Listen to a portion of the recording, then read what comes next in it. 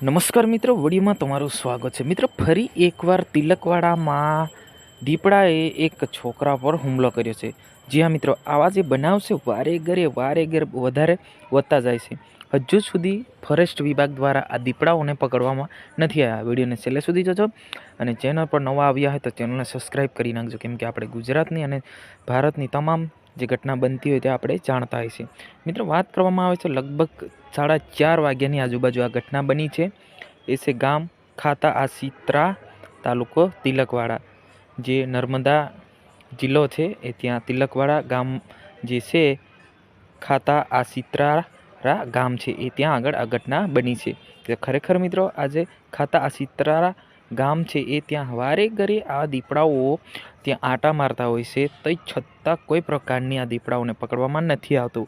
અને નર્મદા જિલ્લાના તિલકવાડા, દેવલિયા આવા જે ગામડાઓ છે, ખૂબ દીપડાઓનો ત્રાસ વધી ગયો છે અને ખુલ્લામાં રસ્તા પર ખેતરમાં ફરી રહ્યા છે। તો ખરેખર મિત્રો, કે આ દીપડાઓ છે ને જલ્દી પકડવામાં આવે, જેથી કરીને જે લોકો પર અવરનવરના હુમલાઓ કરી રહ્યા છે।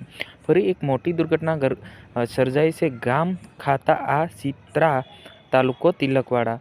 લગભગ 4 વાગ્યાની આજુબાજુ આજે ઘટના બની છે। છોકરા ઉપર છે દીપડો છે એ હુમલો કરી ગયો છે અને છોકરાને બચાવી લેવામાં આવ્યો। તો ખરેખર મિત્રો, સારું ભાગ્યવતી છોકરો છે કે દીપડા હુમલો કરીને દીપડો ભાગી ગયો અને છોકરાને બચાવી લેવામાં આવ્યો છે। તો ખરેખર મિત્રો, આને જલ્દી પકડવામાં આવે દીપડાને, જેથી કરીને અવરનવરના લોકો પર હુમલા કરી રહ્યા છે। ગામ